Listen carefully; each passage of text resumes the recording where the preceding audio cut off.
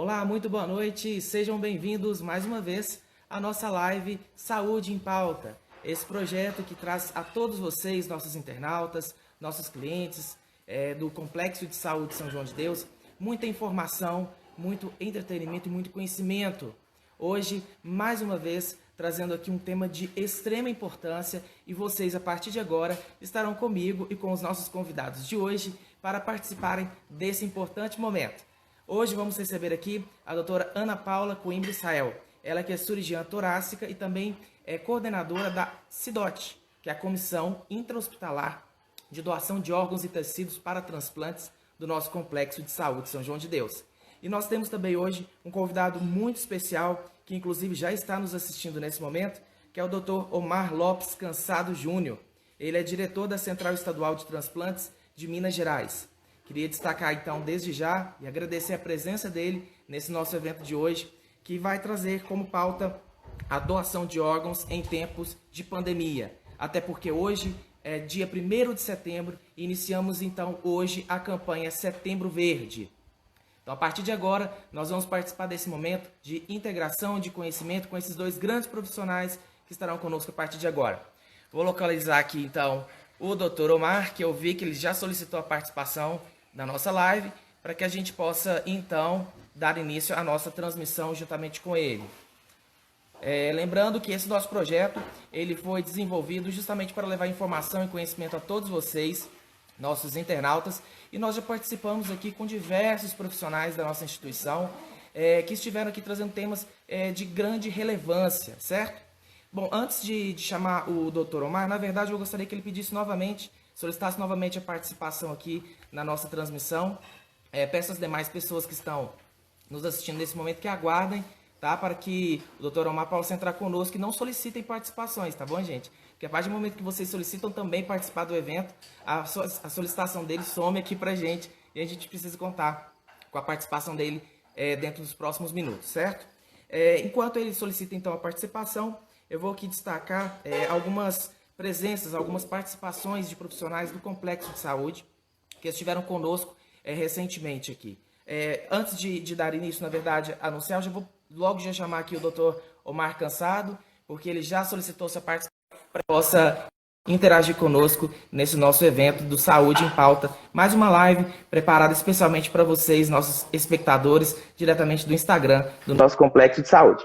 Lembrando que vocês podem participar também conosco, enviando suas perguntas, que serão feitas aqui para os nossos convidados a partir de agora. E essa live ela ficará salva no nosso IGTV de amanhã pela manhã no nosso YouTube, certo? Enquanto o Dr. Omar está se conectando aqui conosco, destaco então que nós já tratamos de vários assuntos, como por exemplo o Covid-19 na infância, um assunto muito importante que quem iniciou aí foi a doutora Shirley Menezes, nossa pediatra, certo? Tivemos também a participação da doutora Marina Vilela, ginecologista, que tratou sobre o tema a humanização na assistência à gestante. E tivemos também recentemente a participação do Dr. Lucas Fragoso e do Dr. Claudemiro Neto, que estiveram conosco tratando a respeito sobre o câncer de pulmão e tabagismo.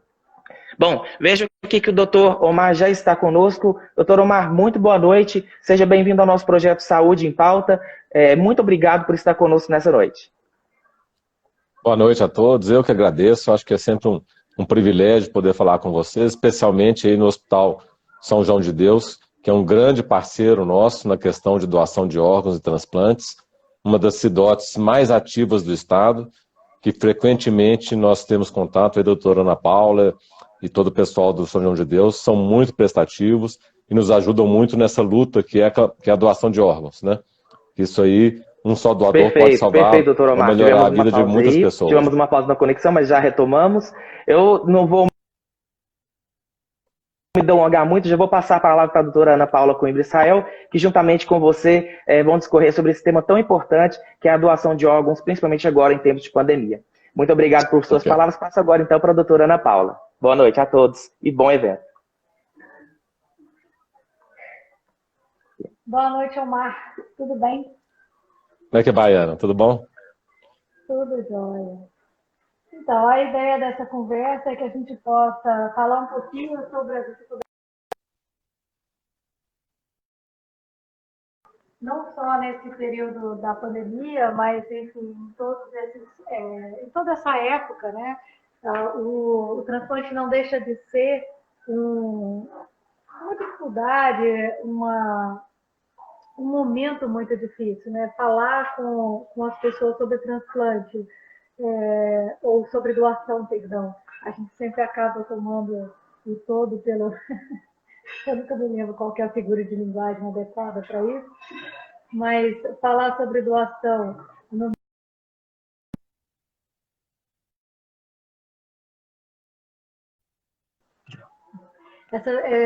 Falar sobre doação nos momentos difíceis, que é um momento em que a família está perdendo alguém querido dentro do seu convívio, é sempre um momento complicado.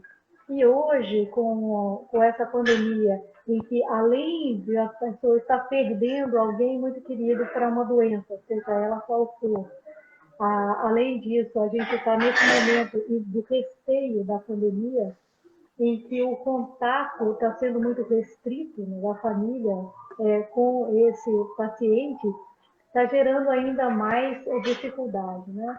Tanto na questão da doação, como na questão do transplante propriamente dito. Eu queria que você pudesse me dizer, por um instante, quais foram as mudanças que a gente teve recentemente em relação às doações e ao transplante propriamente dito.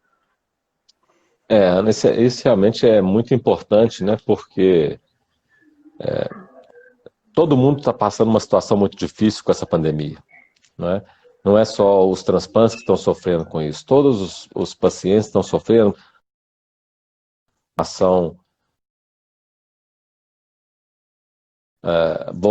girando em torno da pandemia, do Covid. É uma doença que a gente ainda não tem um tratamento muito eficaz, não tem vacina, não tem nada. Então, assim, as pessoas ficam realmente muito temerosas por causa da Covid propriamente dita.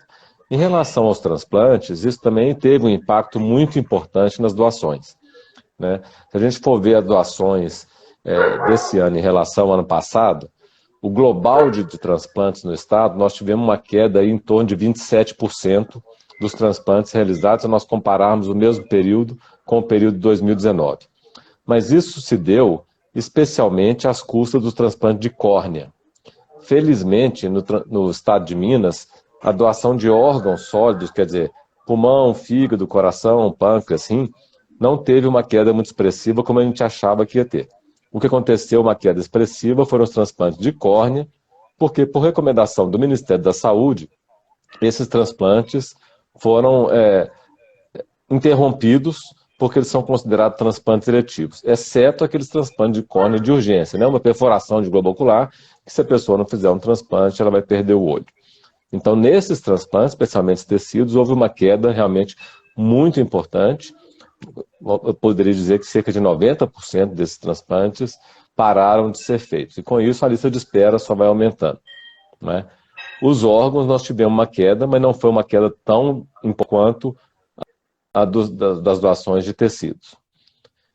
O que é importante a gente dizer é que a gente tenta, ao máximo, dar segurança para as pessoas, tanto para a família e para os doadores, quanto para os receptores, né? O que nós estamos conseguindo fazer é fazer uma testagem de todos os receptores. A gente consegue fazer o PCR para o vírus do coronavírus em todos os receptores para dar maior segurança para os receptores, caso eles sejam contemplados com o transplante. Existe uma queda por causa da pandemia.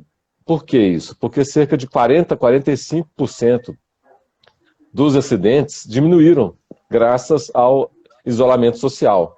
Fechamento de bares, restaurantes, as pessoas não saem de casa, e com isso também houve uma queda muito expressiva no número de acidentes e traumatismo, que são os principais, grande parte, não os principais, mas grande parte dos nossos doadores são vítimas de acidentes, né? E com essa queda de 45%, também houve uma queda importante no número de doadores.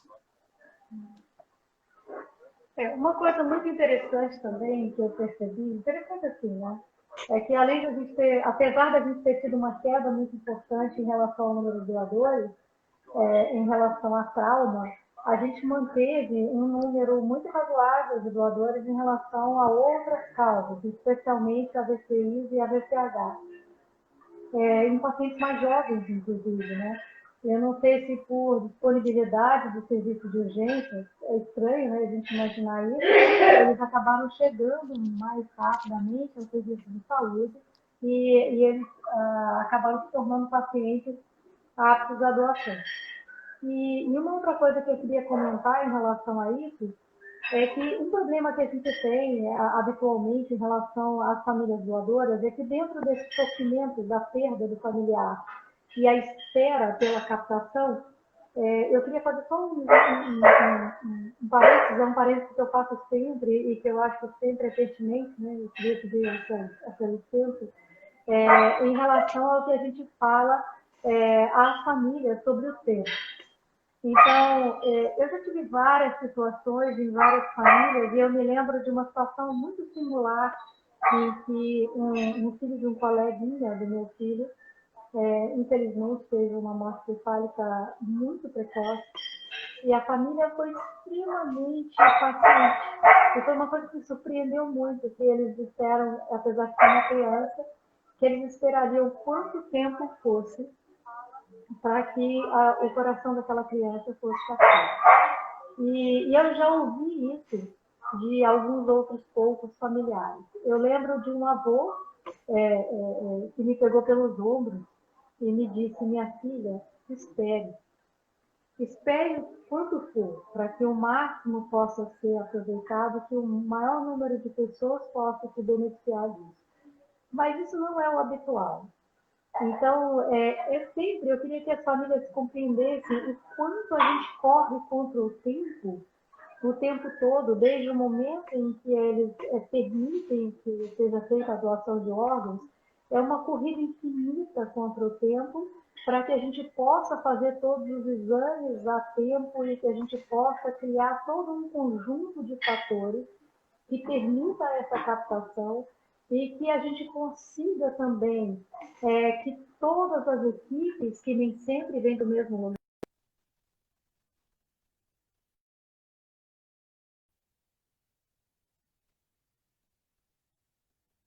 dessas aeronaves, no mesmo momento, eu sei que a gente não deve brincar nesses momentos, mas assim, é como se eu tivesse que alinhar Marte, Júpiter, Saturno e Plutão, para que no momento exato todos eles descessem ali, e nesse interim eu conseguisse manter aquele doador de órgãos estável o suficiente para que aquela captação fosse feita e todos os órgãos preservados para que chegassem bem aos receptores.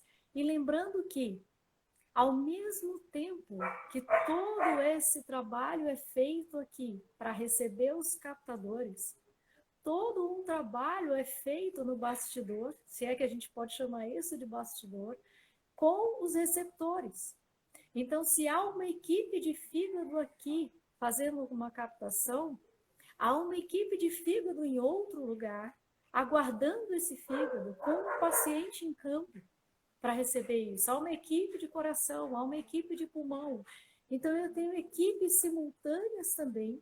Então, é como se a gente pudesse fazer um split, né, de tudo isso e duplicar cada equipe, fazendo com que, além de juntar todos aqui, eu ainda tivesse que fazer um acordo de tempo com todas as outras equipes em todos os lugares com os receptores. Então, é um ajuste de tempo e espaço muito grande e eu tenho que ter todo o tempo entre o tempo que eu digo agora é o tempo meteorológico, né? Em que o tempo nublado em São Paulo coincida com o nosso tempo aberto aqui, com o tempo aberto em Belo Horizonte e, eventualmente, com o tempo aberto em Brasília, e que no momento em que as aeronaves cheguem aqui, tem alguém para acender as luzes do aeroporto de Divinópolis, porque a gente, infelizmente, já teve um problema aqui com isso. Então, assim, é um trabalho hercúleo que a gente faz com muito amor para que, de fato, a gente possa transformar a vida de muita gente. E uma outra consideração que eu queria fazer a respeito disso é que eu já ouvi também de algumas famílias, é de eles acharem que um paciente uma suspeita, né, que algumas famílias nos trazem, de que os pacientes possam ser eventualmente tratados mal para que eles sejam captados. E eu queria dizer a eles, em contrapartida, que, na verdade, o paciente doador é o paciente, quase que o paciente mais bem tratado do CTI, porque, na verdade, ele é um paciente que pode salvar a vida de outros 11, até 11 pacientes. Então, ele é um paciente muito valioso em termos de vida, em termos de cuidado, em termos de, enfim, de tudo que se possa trazer de elogios para tudo isso. Então, eu queria perguntar ao senhor, doutor Omar, sua opinião a respeito de tudo isso. Eu acho que, assim, o que você falou é muito pertinente e é muito importante mesmo. Realmente, a doação de órgãos, ela demora um tempo, né? A gente precisa de um tempo não só para fazer o diagnóstico da morte encefálica, para fazer os exames necessários para aquele doador, né? Exames sorológicos para prevenir transmissão de infecção, transmissão de outras doenças por receptor, e o tempo que a gente precisa de logística para poder chamar todas as equipes para poder fazer a retirada em determinado lugar. Agora, especialmente na pandemia, esse tempo ainda ficou mais longo, porque além de todos os exames que a gente já fazia anteriormente, agora nós temos que fazer também o exame do Covid. E o exame do Covid é um exame que demora muito tempo. O exame aqui está demorando em torno de 8 horas se a gente conseguir mandar o exame de manhã. Se a gente não conseguir mandar o exame pela manhã, ele só fica pronto no dia seguinte. Então a gente acrescenta nesse tempo, mas aí talvez 24 horas de espera para a família. Isso é uma coisa que as famílias precisam estar conscientes, mas de um modo geral, o que a gente vê, quando as famílias são solidárias o suficiente para fazer a doação, elas até esperam mais. É claro que tem algumas pessoas que têm mais pressa, porque precisam, às vezes, de trasladar o corpo para outra cidade, para outro estado, às vezes, para poder fazer o sepultamento. Então, a gente tenta, ao máximo, agilizar esse tempo. Mas existe um tempo que a gente não consegue agilizar, que é o tempo da realização dos exames.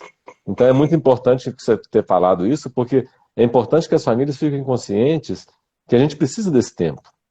A gente não pode pular a etapa, né? As etapas, mesmo o diagnóstico da morte cefálica, é um diagnóstico difícil de fazer. Tanto é que não é todo lugar que a gente consegue ter doador, né? Teoricamente, a gente poderia ter doador em qualquer lugar, em qualquer cidade. Mas é preciso que tenha uma equipe capacitada e experiente para fazer esse diagnóstico. Porque o diagnóstico de morte cefálica, ele é igual à morte. Então, é um diagnóstico que tem que ser muito bem feito. É como você falou, um paciente que é doador de órgãos, ele é um paciente que está super bem olhado, super bem avaliado, super bem examinado. Porque é um diagnóstico que a gente não pode errar nele. Então, é um diagnóstico que é feito, conferido várias vezes. E é feito, inclusive, exames complementares para a gente ter certeza que aquela pessoa está morta. Então, isso é um outro estigma, é um outro tabu que gira em torno da doação, é que as pessoas às vezes ficam, eu tenho medo deles tirarem um órgão da pessoa viva. Mas isso não acontece, né? Porque o diagnóstico, especialmente no Brasil, o diagnóstico de morte cefálica é um diagnóstico muito rigoroso, né? Ele é muito mais rigoroso, por exemplo, do que nos Estados Unidos, do que na Europa. Então, nós aqui, o nosso diagnóstico ele é muito rigoroso. Uma vez que nós demos o diagnóstico, aquela pessoa realmente está morta. É preciso que as pessoas entendam isso, né? Eu acho que isso aí é uma coisa assim, importantíssima que as pessoas saibam. E é importante também que elas saibam que não é simplesmente chegar e falar assim, eu vou doar os meus órgãos que daqui a 1 hora tá tudo pronto. Não é. A hora que a pessoa doa o órgão, é que vai começar todo o processo de logística, de chamar as equipes, de localizar doador, de fazer a lista dos receptores que poderão ser beneficiados com aqueles órgãos, os 10 que você falou aí, ou 11, mas se você acrescentar os tecidos, isso aí vão para dezenas, né? Se você for pensar em pele, osso, tendão, etc. É muita gente que pode ser salva ou melhorar a qualidade de vida com apenas um doador, né? É muito interessante. Assim, a gente tem um dos processos de diagnóstico de morte encefálica mais burocráticos do mundo. Do mundo. Inclusive, assim, uma grande luta que a gente tem é justamente de tentar, de alguma forma, desburocratizar um pouco isso, não tirar a seriedade, obviamente, mas tentar desburocratizar um pouco para que o processo possa ser um pouco mais rápido, para dar um pouco mais de conforto, um pouco mais tirar um pouco da angústia da família que faz a doação, né? Mas, enfim, é sempre uma grande dificuldade tudo isso, né? Mas sempre tentando levar a família a algum tipo de alento. Falando sobre isso, né? É importante também lembrar as famílias que tratam da doação, ou que permitem a doação, ou que se doam à doação, né? Que é muito interessante esse termo, né? Ele é todo cheio de possibilidades, que ela é uma doação em si, é uma doação infinita e é uma doação inteira. Não é possível que a pessoa doe com si, né? Eu dou o coração, eu dou o fígado, eu dou o rim do meu ente querido, se eu puder saber para onde ele está indo, se eu puder conhecer o receptor, se eu puder, né? Então, assim, não é possível isso, porque pode criar uma situação constrangedora a ambos os lados. Então, essa é uma coisa que a gente precisa sempre deixar bastante claro, que a doação é uma doação por inteiro. Né? Existem, claro, situações em que a gente vê muito, né, vendo Fantástico, vendo um monte de lugar em que se conhecem, né, tanto o receptor com a família do doador, mas são situações muito específicas em que há vamos dizer que um contato duplo cego, né? E que todos concordam com isso, enfim, e acontece isso, né? Tem situações muito interessantes, tem inclusive assim algumas propagandas muito bonitas sobre doação, em que um bebê reconhece o batido do coração da sua mãe. Eu não sei se é uma propaganda linda que tem, eu acho que não sei se é do Japão, de onde é, sobre doação, em que ele reconhece o batido do coração da mãe no peito de uma outra pessoa, que é lindo, né? Aliás, qualquer coisa sobre a doação é extremamente emocionante, né? E muito bonito. Eu trabalhei do outro lado da linha, né? Lá no HC Import, como residente, na verdade, eu nunca tive responsabilidade sobre o transplante em absoluto, mas eu tive a oportunidade de conhecer receptores, de conhecer a família, de conhecer o paciente terminal que deu certo com o transplante, o paciente terminal que não deu certo com o transplante, e o time de futebol dos transplantados, que mudam completamente de vida, né, depois daquilo. E uma vez que você conhece isso, que você vê isso, é impossível não se encantar com os benefícios e como diziam os meus filhos, com a boniteza do transplante. Eu acho que assim, o que você falou realmente é muito importante, né? Assim, eu também era do outro lado, eu fazia transplante de fígado no HC aqui em Belo Horizonte. É uma mudança tão importante na vida dessas pessoas que estão em estado, como você falou, terminal, que não consegue fazer mais nada, não consegue sair de casa, não consegue ter uma atividade de lazer ou de trabalho, o que for, e que você retorna essa pessoa para o convívio social completo, né? Ela volta a trabalhar, ela volta a fazer tudo que ela não podia fazer antes, ela volta a fazer, sem nenhuma restrição. Isso é uma coisa realmente assim que não tem. É difícil da gente expressar essa emoção que a gente sente, né? Outra coisa importante que você falou é que no Brasil a doação ela é anônima, né? Então a gente não pode dar os nomes de quem doou e de quem recebeu, exatamente para evitar constrangimentos, porque isso pode acontecer. A gente acredita que até na maioria das vezes não vai acontecer, mas como a legislação não permite, a gente tem que seguir a legislação, né? E é muito importante que as pessoas também se conscientizem disso, porque a doação é um ato de amor ao próximo, de fraternidade. A pessoa vai doar, não importa para quem, né? Ela tem o interesse de fazer o bem. E fazendo o bem, ela não quer saber para quem ela vai fazer o bem, né? Se fosse, né, ela vai doar porque ela sente que aquela pessoa que não vai ter nenhum benefício mais com aqueles órgãos, porque ela está morta, pode beneficiar outras pessoas que estão ainda tentando continuar vivas, né?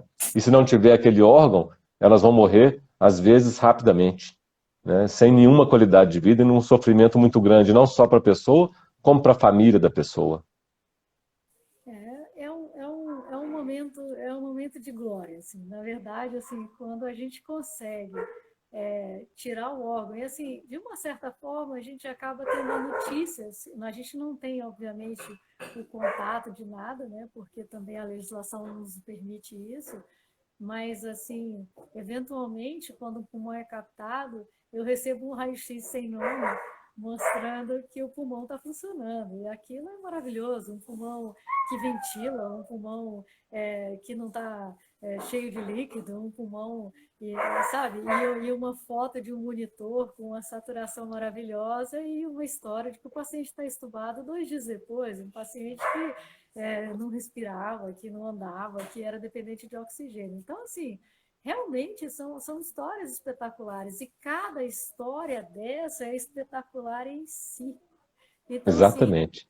desde o indivíduo que recebe a pele, o tendão ou o osso, até o indivíduo que volta a enxergar, até o cara que volta a respirar, ou que tem o seu coração novo batendo no peito, independente de onde que isso vai chegar, ou a que vida que esse indivíduo vai voltar a ter, não importa. Há ali uma história que ele precisa cumprir e que é muito interessante, né?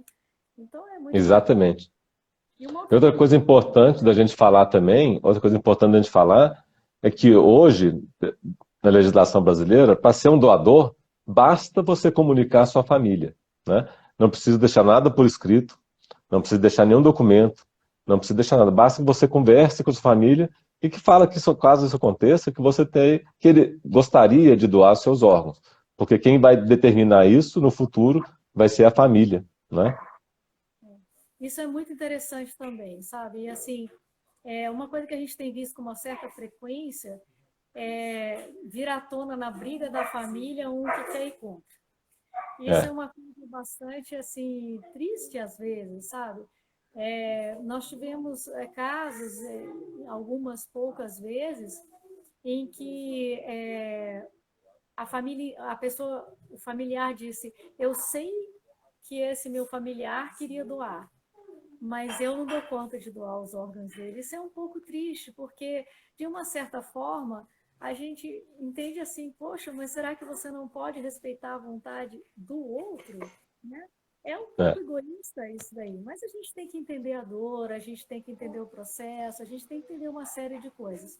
E aí eu chego num outro ponto sobre a doação, que é uma outra coisa fabulosa e que hoje, de um certo ponto, veio mudar completamente a medicina, que é uma coisa muito bacana, que é o trabalho multidisciplinar. Quer dizer, não existe transplante, eu imagino, e não existe captação sem o trabalho multidisciplinar.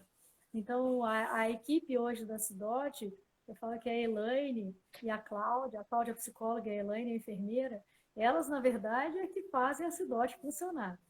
Eu sou só essa carinha que aparece, mas as meninas é que realmente são o motor daquele lugar, elas é que estão lá, elas é que realmente fazem a coisa funcionar. Então, é muito interessante isso e é muito importante que a gente entenda que não há um trabalho de um indivíduo só, não há um trabalho de uma especialidade só, nem de um lado e nem de outro. Então, da mesma forma que hoje a multidisciplinaridade, né, tudo que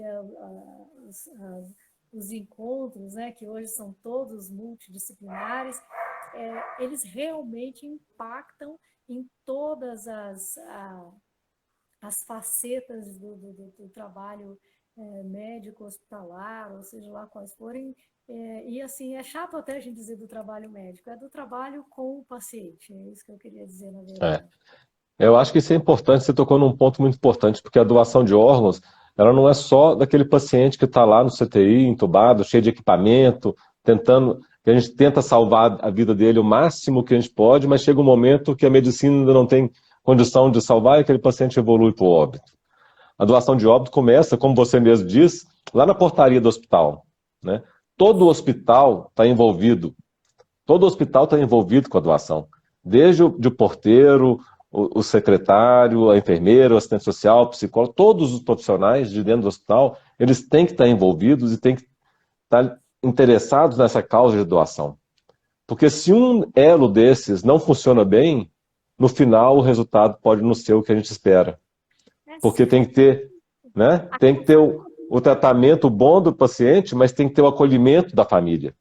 A família é muito importante nessa hora também, né? O paciente que não é acolhido na chegada do hospital, a família e o paciente que não é acolhido na chegada, se eventualmente esse paciente falece e é um potencial doador, a família não doa. Ela não doa porque ela não foi tratada com humanidade, porque ela não foi tratada com carinho, porque ela não foi tratada com amor, enfim. Porque tudo isso, no final das contas, é isso, entendeu? Exatamente. E isso é uma coisa que não é só para o doador, né? Todas as famílias, todas as pessoas têm que ser tratadas com humanidade dessa maneira, né? O hospital tem que ser humanizado.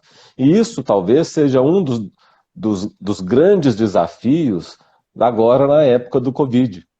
Porque agora as pessoas estão impedidas de ir ao hospital, de ver as pessoas. É tudo notícia por telefone, por WhatsApp, por videoconferência. Perdeu-se essa parte, então as pessoas têm que entender que nessa hora ainda é mais difícil isso. E que as Olha, pessoas estão mais sensíveis, né?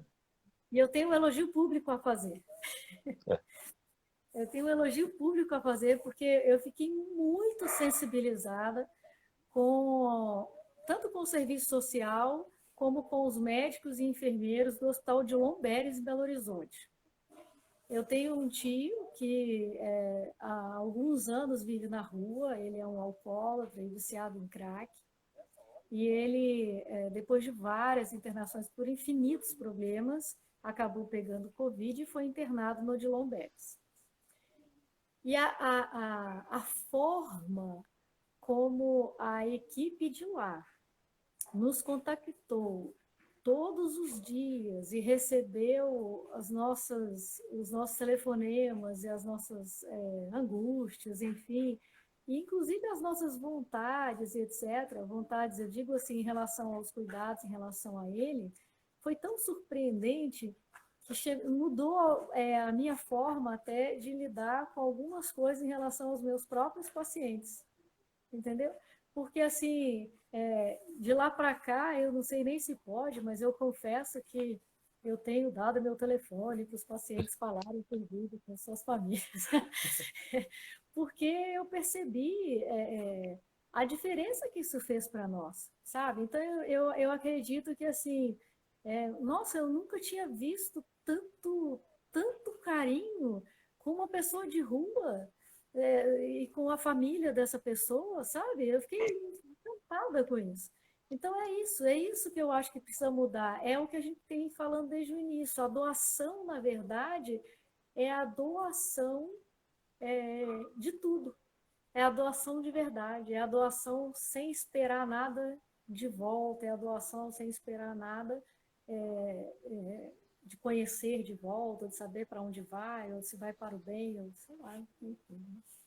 É exatamente isso, é uma doação esperando só o bem, né? Esperando só fazer o bem, não importa a quem, né? Então, assim, as pessoas precisam entender isso, mas a maior parte das pessoas que doam, e outra coisa interessante, é que as pessoas, a maior parte não pensa, não quer saber para quem foi, né?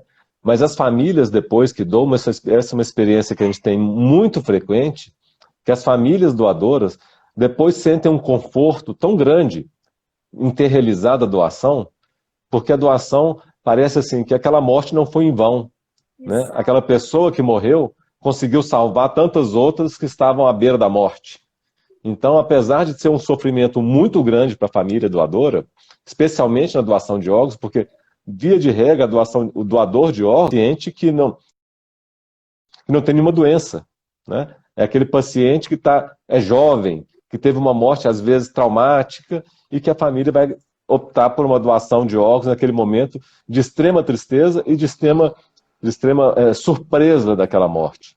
Então, as famílias são realmente muito... É até difícil de expressar a bondade dessas pessoas e o amor que eles têm pelo próximo, né? É surpreendente.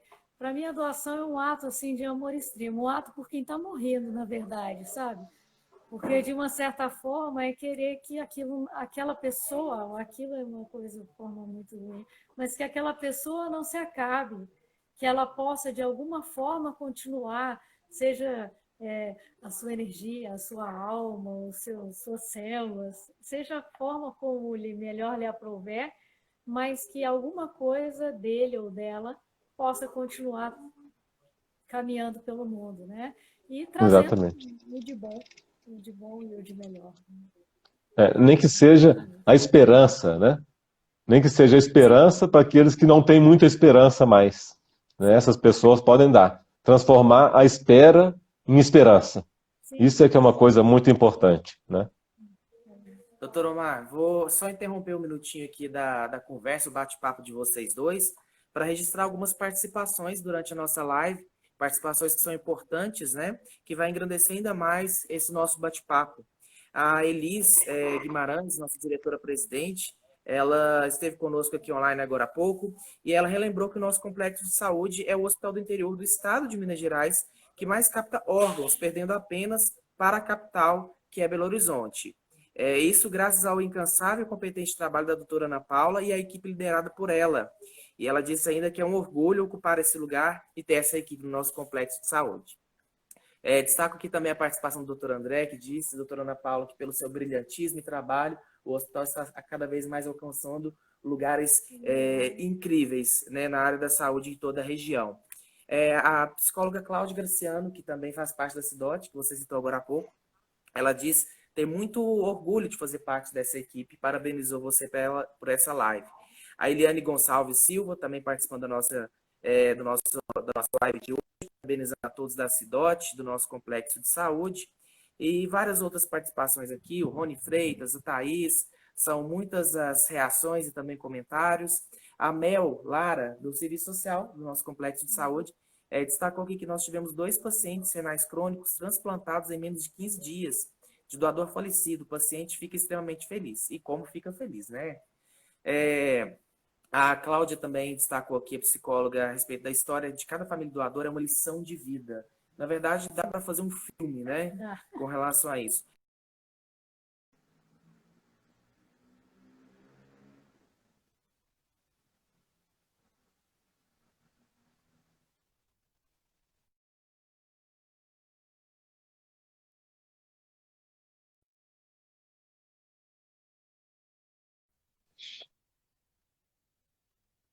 Alves Silva também disse aqui, isso mesmo, doutor Omar, doutora Ana Paula, basta imaginar que se trata de alguém que precisa muito, tem que ser uma doação desprendida. E todas essas participações estiveram então conosco nesses primeiros minutos de live. Agora a gente segue para a segunda parte, pode ficar à vontade aí. Não, isso realmente é muito importante, porque o Hospital São João de Deus é o hospital mais importante mesmo do interior de Minas em doação. É um trabalho fantástico que a CIDOT, especialmente a Ana Paula e as outras mesmas, são de Deus. As únicas doações que a gente tem nessa região são as doações provenientes, não são as únicas, mas assim, 99% das vezes. Recentemente nós tivemos doação também em Pará de Minas, em alguma outra cidade aí perto, mas assim, não dá nem para comparar a quantidade de doação que tem aí no São Judeus, e isso eu tenho certeza absoluta que é graças ao trabalho da CIDOT do hospital. Porque se a CIDOT do hospital não está empenhada, o hospital não tem doação. Não adianta a família querer doar, não adianta o médico do CTI querer que seja doador, a CIDOT tem que estar empenhada, porque a CIDOT é que vai conversar, a CIDOT é que conhece o processo, a CIDOT é que conhece todos os trâmites. Então, assim, realmente eu tenho que tirar o chapéu para essa CIDOT do São João de Deus. Inclusive, eu não posso nem falar, mas eu vou falar que nós pretendemos, inclusive, ampliar a CIDOT aí do São João de Deus, né, Ana? Ver se até o ano que vem a gente consegue pôr um projeto para frente e transformar a CIDOT aí do Hospital São João de Deus, na verdade, numa OPO, que é uma organização de procura de órgãos, que vai ter uma área de abrangência muito maior do que só o hospital, vai ter uma área de abrangência de toda a regional aí, de toda a regional de saúde da região oeste. Então, eu acho que nós vamos conseguir ganhar muito mais órgãos provenientes dessa região e conseguir diminuir um pouco essa nossa fila de espera, né? Que hoje nossa fila de espera em Minas Gerais, nós temos aí cerca de 4.500 pessoas esperando por um órgão ou tecido. Então é uma lista de espera muito grande. Apesar do estado de Minas fazer uma quantidade de transplante bem razoável, pela nossa população, a nossa lista de espera é muito grande. né? Então nós precisamos de cada vez captar mais órgãos para poder beneficiar mais pessoas que estão precisando de um órgão. Eu gostaria de parabenizar mais uma vez essa equipe aí, que realmente ela é fantástica. Muito obrigado a vocês aí. Tem que manter minhas chefes, Omar. Tem que manter minha chefe Cláudia, minha chefe Elaine, porque elas me pegam no pulo. Hoje me levaram pelo braço, porque senão a live não saía. Mas é claro, nós vamos manter a equipe inteira, né? A equipe vai ser ampliada, não vai ser enxugada. A Cláudia, a Elaine, vocês são primordiais aí. Senão não vai, né? Mas, assim, uma outra coisa muito interessante e que a gente teve já como questionamento de famílias aqui, é que algumas vezes a família fala que se não for captar tudo, eles não querem doar. E aí, quando eventualmente uma equipe ou outra não consegue, a gente não consegue fazer, ou porque houve algum problema, por exemplo, no ecocardiograma, e o coração passa a ser não apto para o transplante, ou enfim, seja o que for.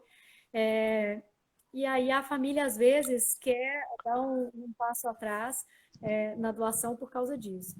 Então, assim, um outro esclarecimento que eu acho que vale a pena a gente fazer é que nem sempre a gente consegue fazer a doação de tudo que gostaríamos, né? De preferência, a gente gostaria que sempre fosse doado tudo, mas ou porque a gente não tem uma equipe disponível, porque a equipe pode estar empenhada num outro processo de doação, de captação ou de transplante, ou porque aquele órgão que inicialmente era um órgão que parecia apto não está disponível, ou porque simplesmente não há tempo hábil para que a gente mantenha as equipes todas juntas e que, se não fizermos uma captação de poucos órgãos, nós, no fim, não teremos órgão algum. Recentemente, a gente teve um caso em que o órgão parecia perfeito, e aí, por causa do Covid, até uma coisa que tem mudado a nossa conduta um pouquinho, o pessoal do pulmão pediu uma tomografia e eu tinha uma pneumonia retrocardíaca que a gente não via no raio-x. Então, assim, são pequenos detalhes que frustram a gente bastante, mas que vem apenas a segurança do paciente que vai ser transplantado, na verdade, né? Exatamente, isso é muito importante porque a gente lida com tanta variável, né? E assim, eu me lembro uma vez que eu estava indo fazer uma captação em Divinópolis e estava uma chuva torrencial. Estava tudo pronto para captação, nós embarcamos aqui de Belo Horizonte, pegamos o avião, chegamos aí, sobrevoamos Divinópolis e não conseguimos pousar. E depois o paciente acabou evoluindo para uma parada cardíaca, porque não conseguiu esperar até o dia seguinte para fazer a captação. Então, assim, não são só os problemas clínicos do paciente que intervêm nessas horas, né? Nós temos uma série de fatores que estão além da nossa capacidade, que às vezes também atrapalham a doação. Então a gente tem... Pedro colabora, né? Exatamente. Então, às vezes, assim, a gente tenta aproveitar o máximo de órgãos possíveis, né, que seja possível de fazer a retirada, mas às vezes é preferível que a gente retire, por exemplo, tira rim e córnea, para não perder também o rim e córnea. Às vezes é mais importante a gente salvar 3, 4 pessoas do que salvar 10, né? Sim. A gente já perdeu doação por causa do interruptor da pista do aeroporto, você lembra disso? Lembro. Nós perdemos o transplante e quase que perdemos também as minhas coronárias todas naquele dia. Mas tudo bem. Vamos tentando, não é? É verdade, essa é uma coisa que assim, as pessoas têm que entender isso também, não é simplesmente doar, né? Tem órgão, às vezes tem um paciente super jovem, assim, um paciente de 18 anos de idade, que não tinha história de doença nenhuma, e que a gente não aproveita coração, não aproveita pulmão, não aproveita outras coisas, porque a hora que a gente vai fazer o momento que ele teve de estabilização da doença, de tentar resgatar a vida daquele paciente, acaba deteriorando alguns órgãos, né? E aí a gente, mesmo sendo paciente jovem, às vezes a gente não consegue captar todos os órgãos que a gente poderia, se fosse em outro caso. Então, às vezes as pessoas ficam frustradas mesmo, e nós também ficamos frustrados, porque quando a gente não consegue captar o máximo possível, mas a gente tem nessa hora sublimar um pouco e entender que nós temos limite, e que os doentes também têm limite, que São Pedro tem limite, que tudo tem um limite. Então, assim, nós temos que tentar fazer na hora o melhor que for possível tanto para aquela família doadora, quanto para o doador, quanto para os receptores, né? E que a gente também, assim, a gente lida muito mal com a frustração. a gente, a gente Não, mesmo são lida. todos nós, né? Todos nós. Frustração não é uma coisa boa de lidar, especialmente no momento desse, de tanta dor, né? Esse momento é um momento que as emoções estão todas à flor da pele, a dor, etc. Então, assim, nesse momento, lidar com a frustração é muito complexo e muito difícil. Extremamente. E às vezes a gente tem que lidar com histórias que vêm de muito antes. A gente lida com toda a história familiar do paciente que está morrendo. E uma história que não nos pertence, que não pertence àquele momento. E que, recentemente, a gente teve uma história muito difícil, em que a Cláudia, assim, brilhantemente conseguiu lidar com aquilo. Com toda aquela situação, eu não acreditei, na verdade nem eu nem a Elaine acreditamos que a gente ia conseguir, mas a Cláudia conseguiu. Foi realmente muito, muito interessante como que ela conseguiu, do contato que ela teve com o familiar, descobrir exatamente onde estava o problema e depois seguir com esse familiar por um tempo para ajudá-lo ainda a conseguir contornar a situação. Então, assim, às vezes, a gente lá na Cidote ainda trabalha com o pós-doação, eu brinco, porque a gente ainda tem que lidar com outras coisas que são levantadas, familiares, né? Durante esse processo da morte e da doação e desse convívio familiar não habitual que acontece nesse período de... Isso é uma coisa muito importante mesmo, porque eu acho que uma das funções da Cidote, da OPO, do que for, do hospital, a doação não termina na hora que você faz a retirada dos órgãos ou que você faça o transplante. Você tem que pensar no acolhimento da família depois de tudo isso também. Às vezes a família vai precisar de um suporte psicológico, de um suporte terapêutico, mesmo depois da doação. E acho que a humanização do atendimento vai nesse sentido também, né? O atendimento não para, não cessa, uma vez que você tirou os órgãos e entregou o corpo para a família sepultar. Não, ele continua depois. E se a família quiser depois voltar e conversar de novo, nós temos que estar abertos a receber essa família, conversar novamente. Não é fácil, né? A gente que trabalha com isso há muito tempo, a gente sabe que não é fácil. Tem vezes que a gente vai entrevistar uma família, vai conversar com alguém, e a gente não dá conta, né? A gente tem que pedir, não, espera que eu vou chamar uma pessoa, porque eu não estou dando conta de conversar nesse momento. Eles vão esperar, eu vou chamar outra pessoa para entrar no meu lugar. Ou a família também, às vezes, pede, não dá conta naquele momento. Então a gente tem que ter uma paciência também de esperar o tempo da família e o tempo nosso. É interessante que quando chega o momento da captação, muitas vezes a gente está completamente exausto. É como se fosse assim, como é que é? Perder o jogo nos 55 do segundo tempo, né? Perdendo os pênaltis. Eu brinco assim, porque a gente às vezes perde às vezes o controle, se cansa ou joga a toalha, entre aspas, né? Mas a gente se exaure até minutos antes da captação, porque o pré é muito exaustivo. São, às vezes, 24, 48 horas ininterruptas de trabalho e de correria, enfim, de muita coisa. E não é só o trabalho, né? Não é só o trabalho, são todas as emoções que estão envolvidas nesse trabalho, né? É muito difícil, são situações, às vezes, assim, tão traumáticas que a gente mesmo não dá conta, né? A gente mesmo, às vezes, não dá conta de passar por aquela situação, mesmo não sendo com a gente. A gente assume o lugar do outro e fala assim, nossa, como é que eu vou lidar com aquilo, né?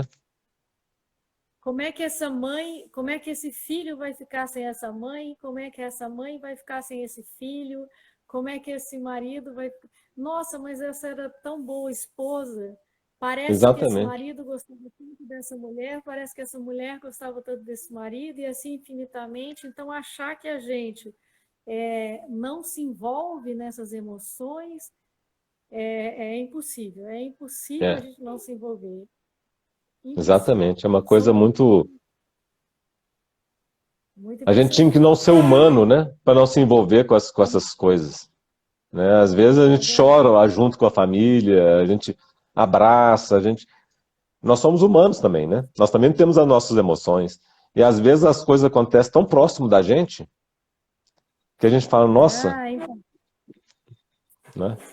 eu aqui já precisei acolher e conversar com a minha família, para que o filho de um primo de 15 anos, no dia do seu aniversário de 15 anos, fosse um doador.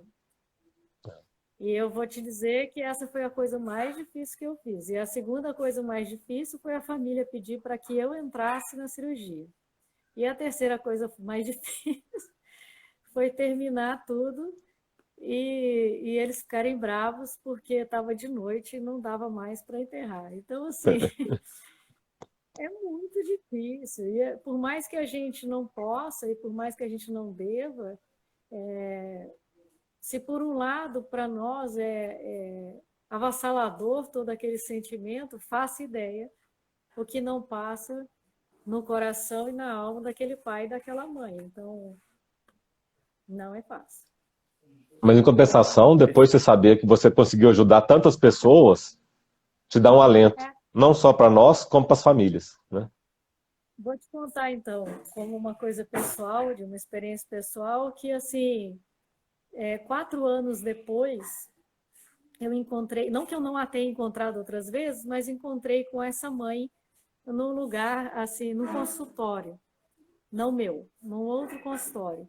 E essa mãe me abraçou, e ela me disse que o que mais a ajudou nesses anos todos foi imaginar quantas pessoas ficaram bem por causa dos órgãos do filho.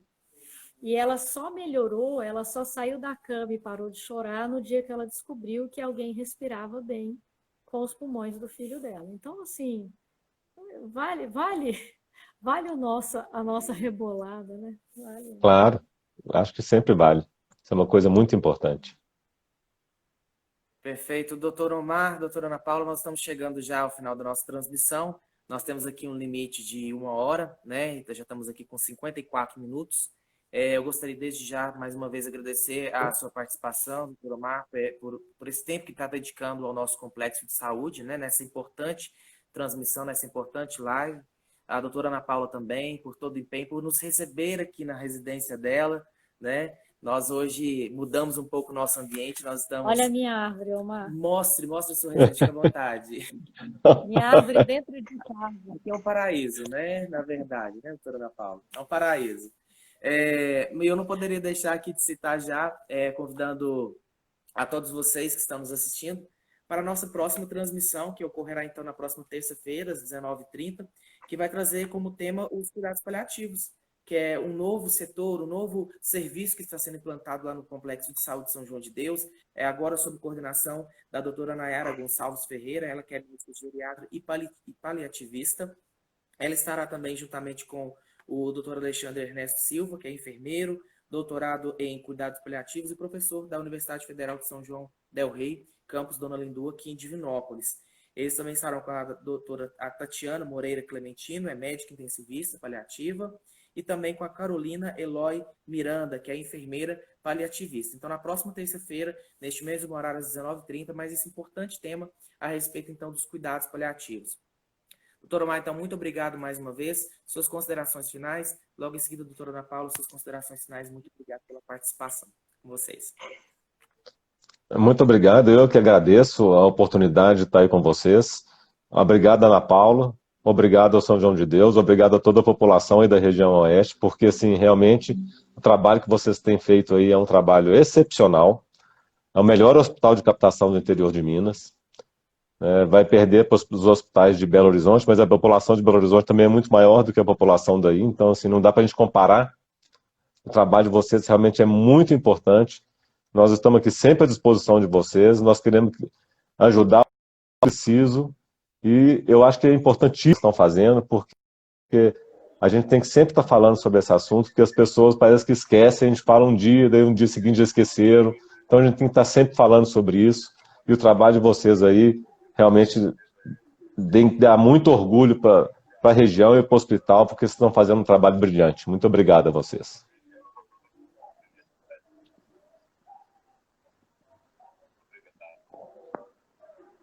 Bom, Marcos, sempre um prazer conversar com você. Parece que o tempo nem passa, né? A gente fica aqui trocando as figurinhas sobre as emoções desse trabalho, as agruras e as aventuras. Mas muito obrigada por ter se disposto a estar aqui conosco e vamos juntos trabalhando e seguindo em frente, e melhorando, espero que cada vez mais. Muito obrigada, boa noite. Boa noite a todos, obrigado. Obrigada. Obrigado a todos, então, que estiveram conosco, mais essa transmissão da live Saúde em Pauta, que hoje trouxe como tema a questão da doação de órgãos em tempos de pandemia. Então, conto com todos vocês na próxima semana, neste mesmo horário, às 19h30, com mais um assunto importante, cuidados paliativos, com importantes profissionais do nosso Complexo de Saúde São João de Deus, o Complexo de Saúde da sua confiança.